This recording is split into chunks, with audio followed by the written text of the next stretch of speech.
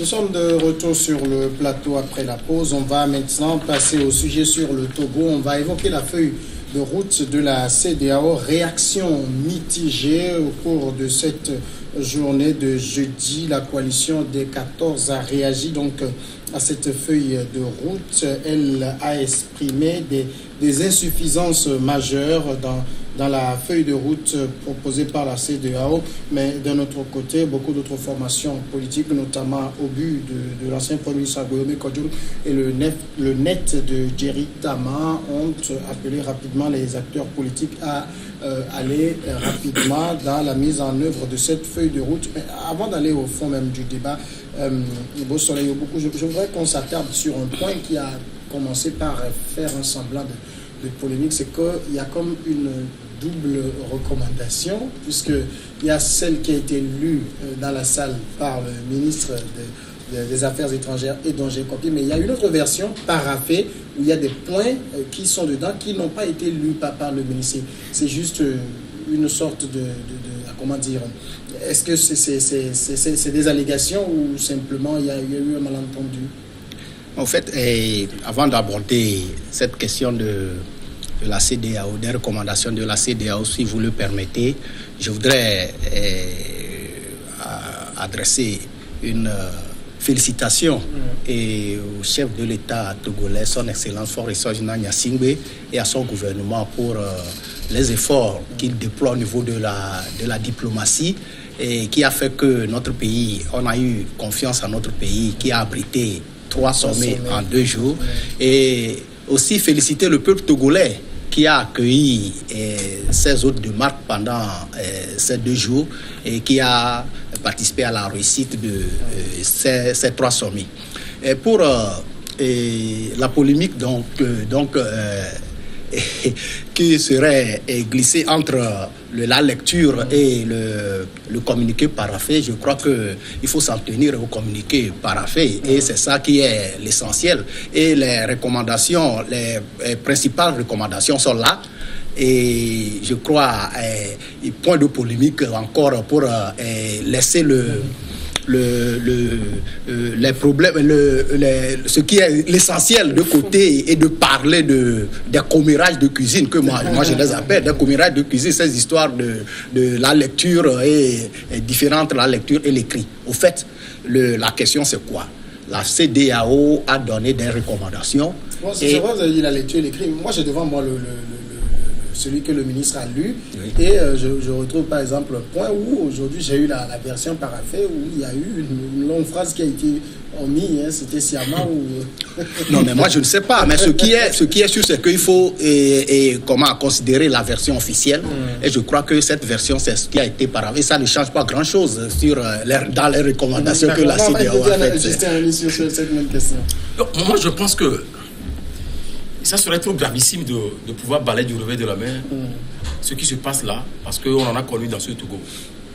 Lorsque la Commission nationale des droits de l'homme, le Kofi Konté en son temps sorti un rapport, le rapport a été traficoté. Nous sommes des journalistes, nous sommes des communicateurs, on a fouillé un peu depuis hier que cette information commençait par circuler. On s'est rendu compte que quelque part il y a eu du faux. J'ai un document à mon niveau ici. Et je me posais beaucoup de questions avant de venir dans cette émission parce que je me dis sur quel document on va parler, puisqu'aujourd'hui il y a 2 ou 3 documents qui circulent. On ne peut pas dire que du revers de la main, balayer ça, que c'est une question de cuisine interne. Là où c'est plus que gravissime, c'est que c'est au Togo que ça se passe.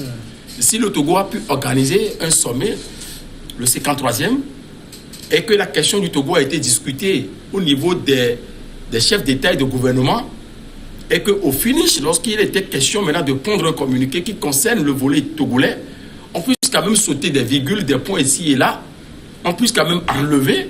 Moi, je pense que c'est plus que gravissime. Je vous lis ceci. Au point, par rapport à mon document, pratiquement, on n'envoie pas le même document. Je crois que c'est au niveau du point 37, sur les questions qui concernent le Togo, ou 38, on dit « La conférence invite le gouvernement et les acteurs politiques à œuvrer en vue de l'adoption des réformes constitutionnelles en prenant en compte entre autres, les points suivants. 1. Ou A. Le mode de scrutin à 2 tours pour l'élection du président de la République. B. La limitation à 2 du nombre de mandats présidentiels. c'est la recomposition de la Cour constitutionnelle pour notamment revoir, autant pour moi, sa composition et limiter le nombre de mandats de ses membres. D, je pense que c'est là où même il y a un problème. On dit D, le renforcement du processus électoral, en particulier le fonctionnement effectif avec une participation exclusive de l'ensemble des acteurs à la CENI. Bon, moi, la version que je sais, moi, c'est le point 42 et le point D, c'est simplement le renforcement du processus électoral. On a enlevé la CENI. Alors qu'aujourd'hui, ça fait débat. Parce que sur les questions, même, parce que c'est la CENI qui organise les élections. Non, c'est trop facile de dire que c'est pas un. Moi, je pense que c'est plus que difficile. En dehors de ça, sur le même document, il est recommandé que les acteurs politiques soient écartés. C'est-à-dire que pour ce qui concerne le comité de suivi. Oui. Seulement, on a donné mandat aux facilitateurs d'envoyer leurs représentants et la commission de la CEDEAO d'envoyer leurs représentants au sein de ce comité de suivi. Mais ceux qui s'étaient retrouvés dans la cuisine, dont, c'est pas, Beau Soleil parle. Je n'ai pas parlé de cuisine interne. Je parle de commérage de cuisine. Ah, ok. Commérage ou cuisine interne, je n'en sais pas trop. Si c'est la diplomatie togolaise, je n'en sais pas trop. Parce que jusque-là, on cherche à comprendre là où ça s'est passé. On a rajouté maintenant et la coalition et le pouvoir. Ça, je pense que c'est plus que gravissime. C'est là où ce qui m'a tiré, ce qui a tiré mon attention encore plus, c'est qu'avant même la lecture de ces documents, les chefs d'État de la Guinée et du Ghana n'étaient pas là. Ça, il faut quand même le relever. Ils étaient déjà partis. Donc, ce n'est rien. On commence par fouiller pour comprendre pourquoi c'est au Togo, lorsqu'il était question maintenant de prendre une déclaration sur la crise sociopolitique du Togo, on a sauté les virgules, on a enlevé des mots, on a encore rajouté pour faire plaire à qui, je ne sais pas. C'est pas là où on voudrait en venir. Non, en fait... moi, erreur de secrétariat ou... Non, il va falloir qu'on interroge le ministre des Affaires étrangères pour pouvoir comprendre ce qui se passe exactement. Mais quand je vois les deux documents, je pense que l'esprit est là. Parce qu'aujourd'hui, le pouvoir ne peut jamais se permettre d'organiser les élections sans la participation exclusive des opposants, de ceux qui le comptaient dans les rues. Ça ne se passera jamais dans ce pays. Le pouvoir va tout faire pour que l'opposition soit associée à l'organisation des prochains scrutins. Donc pour moi, l'esprit est là. C'est une question... Non, attention. Écoutez, oui, pour moi, l'esprit est là. C'est une question de lettres. Maintenant, pour ajouter, comme je l'ai dit au début, il va falloir que le ministre des Affaires étrangères se prononce sur le sujet. Et puis on clôt le débat. Vous savez, en politique, il y a quelque chose d'extrêmement dangereux que nous ignorons. C'est la manipulation des politiques. Ils manipulent. Ça commence encore comme ça, pas manipuler. On nous a manipulé avec aucun cas, on nous a manipulé avec des mots très simples dans ce pays. Aujourd'hui encore, on nous manipule. Ça, c'est de la manipulation. Et on va perdre du temps sur ces bouts de phrases-là, alors que le pouvoir est là sur le terrain, en train de préparer les élections.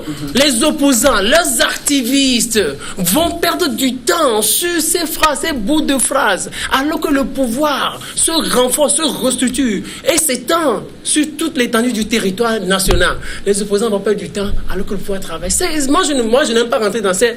Pour moi, c'est de la manipulation. Que le ministre aussi, ça va continuer, que le ministre des Affaires étrangères, c'est pour celui-là qui a été le centre de l'organisation de ces 3 sommets, qui se prononce sur le sujet. Puis on clôt ce débat-là. D'accord. Maintenant... Vous pervertez, parce que quand on parle de manipulation, c'est ce que moi je ne comprends pas. C'est seulement parce que nous sommes des communicateurs, nous avons l'obligation maintenant d'informer le peuple. C'est ce que j'ai dit. Est-ce que les recommandations ont été soutenues? Il y a des recommandations dans le... Il y a des recommandations. Mais le volet que je suis en train de relever, la question, le débat aujourd'hui ne sont pas des politiques. Nous communiquons, nous analysons. Mais quand vous lisez le document, enfin le mien n'est pas pratiquement le vôtre, hein, quand nous analysons, ce volet là où on dit le renforcement du processus électoral, en particulier le fonctionnement effectif, avec une participation exclusive de l'ensemble des acteurs à la CENI. Cette CENI est contestée par un camp. Enfin, nous, en tant que communicateurs, on a constaté qu'un camp conteste la composition de la CENI actuelle. Mais quand on parle de participation, comment ça va se faire? Attends, j'en viens. Maintenant, si la CEDEAO, à un moment donné, après avoir écouté les deux parties, les protagonistes, s'est rendu compte que cette CENI qui pose problème, il faut la reconstituer. C'est ce qu'il a dit. Ouais, c'est ce qui est... Oui, mais là, comment la constitue? Et que dans la lecture, on saute cette partie, ça veut dire qu'il y a un problème. Est-ce que dans la CENI togolaise, il n'y a pas les opposants dans la CENI togolaise? Allons-y. Comment on va la constituer? J'étais sur le sujet. Il faut analyser. Si vous n'avez pas de copie, après l'émission... Non, moi, on n'a pas... Moi, je suis dans tout ça. On n'a pas pratiquement le même document. Avant de venir ici sur le cas du Togo, je me suis posé 1000 questions. Je me dis, je vais m'atterrir ici. Mon ami Samuel va encore sortir un document. Peut-être que je suis des documents là que moi j'analyse depuis. Maintenant, on me sort un document pour me poser la question sur un autre document et que moi je n'ai pas connaissance. Je pense qu'il y a un problème. C'est pratiquement la même. N'oubliez pas aussi qu'il y a des documents WhatsApp. En tout cas, quand on... Non, pour moi, il n'y a pas de problème, parce que quand on parle en particulier et on parle de renforcement du processus là, l'esprit est là. Moi, je dis, le pouvoir qui est là aujourd'hui ne peut jamais organiser d'élections dans ce pays. Depuis 2007, les élections la participation est une institution. C'est fondamental. Ça veut dire que ce qu'on dit là, c'est comme si on minimise le problème. Donc attention, il y a une institution... Justin, est-ce que vous comprenez ce que je dis? J'en viens. Il y a une institution qui a statué sur une crise donnée, qui, au cours de la réunion, a pris des décisions. Qu'est-ce qui s'est passé? Erreur de secrétariat, il ne sait pas comment ça s'est passé, dans quelle cuisine ça a été préparé. On sort un autre document qui ne correspond pas à l'idée de ce que les chefs d'État ont dit pour apporter la solution à la résolution de la crise togolaise. Vous pensez que c'est minime? J'ai jamais dit que c'est minime. C'est là où j'ai jamais dit que c'est minime. C'est que vous ne comprenez pas. Vous ne comprenez pas exactement ce que je dis. J'ai dit pour moi, l'esprit est là.